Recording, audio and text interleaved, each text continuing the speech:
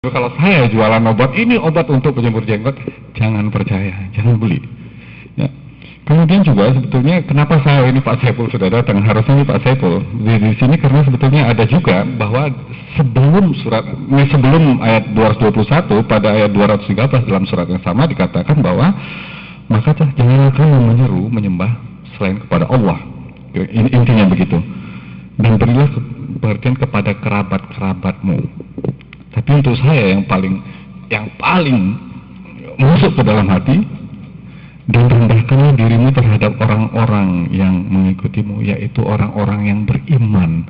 Nah ini kalau menceramahi orang-orang yang dari segi wajahnya, penampilannya, kemudian selalu datang ke masjid, malu saya, betul-betul malu. Jadi jangan membaca surat ini malu gitu, karena memang mau diperingatkan, sudah sholat, sudah datang sebelum saya datang. Wah ini ya, tetapi katanya ya syukur ada di bawahnya. Jadi katanya jika mereka mendurhakaimu, maka katakanlah sesungguhnya aku tidak bertanggung jawab terhadap apa yang kamu lakukan, dan bertakwalah kepada Allah yang Maha Perkasa, yang Maha Penyayang, yang Maha melihat kamu ketika kamu berdiri untuk sembahyang, dan melihat pula perubahan gerak tubuhmu di antara orang-orang yang sujud. Sesungguhnya Dia adalah yang Maha mendengar lagi Maha mengetahui. Jadi ini antara suruhan juga sangat dialektis, juga peringatannya ada, kira-kira itu. Jadi sesungguhnya itu baru pengantar.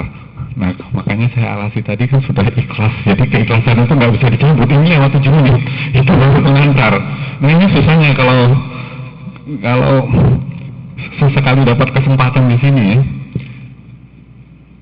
Saya ingin sebetulnya menyampaikan bahwa Al-Quran itu dalam banyak surat sebetulnya itu untuk berpikir.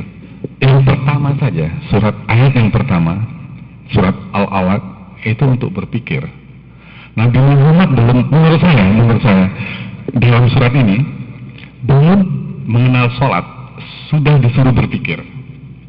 Baca nanti itu periksa kembali. Nah ini kalau kuliah kan begitu, ada PR-nya, nanti dicek kembali apakah betul terjemahannya.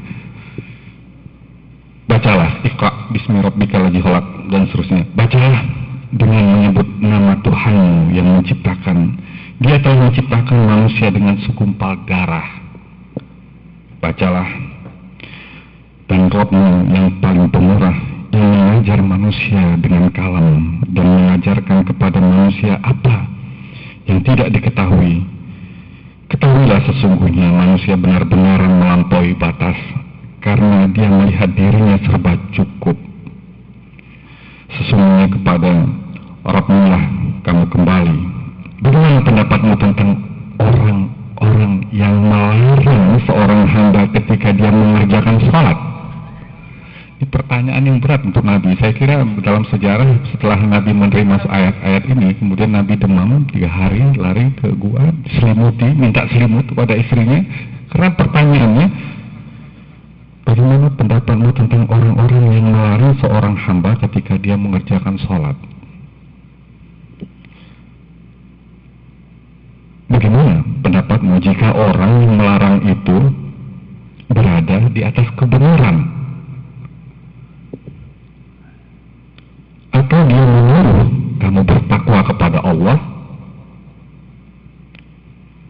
Bagaimana pendapatmu jika orang yang melarang itu mendustakan dan berpaling? Tidakkah dia mengetahui bahwa sesungguhnya Allah melihat segala perbuatannya? Nah ini menurut saya ayat yang meletakkan dasar-dasar bagaimana sebetulnya Islam itu meletakkan akal. Jadi kalau dalam dunia barat katanya homo sapien, bahwa manusia itu malu berpikir, saya kira Islam juga sangat mendudukkan, meninggikan di mana fungsi ilmu pengetahuan. Jadi tidak salah misalnya kita di Sumatera Barat mengatakan bahwa alam takabang jadi guru. Jadi Allah mengajarkan dengan kalam bahwa alam itulah guru kita. Nah, tapi pertanyaannya adalah Apakah kita benar-benar berpikir seperti yang diajak oleh ayat ini, misalnya bahwa manusia itu dijadikan dari segumpal darah? Ustadz-ustadz di tempat saya tidak pernah dipanggil ustadz. Itu saya, kenapa begitu ya? 5 tahun saya membantu mengajar di IAIN, mengajarkan naskah-naskah Melayu Islam, Melayu dan Melayu Islam di Minangkabau. Mahasiswa IAIN tidak pernah memanggil saya ustadz sampai saya protes. Saya bilang, coba tanya, lihat bahasa Arab, ustadz itu apa artinya? Guru, Pak. Kenapa kalian panggil saya guru, panggil yang lain ustadz? Apa karena saya nggak pakai kopiah? Tapi memang ternyata saya nggak cocok jadi ustadz. Mungkin begitu dalam pengertian konteks sosial. Jadi ya sudahlah, kalau begitu panggil aja bapak. Jadi, tapi alhamdulillah ada satu orang senang juga. Tapi jangan nanti dipanggil ustadz, tidak, bukan. Jadi artinya apa? Rupanya nggak diperiksa juga ustadz itu apa gitu ya.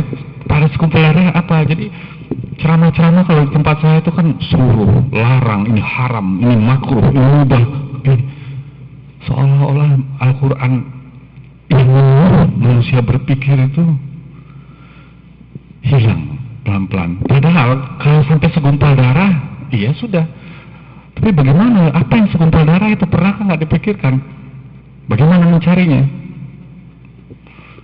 Lahirlah biologi, lahirlah genetika.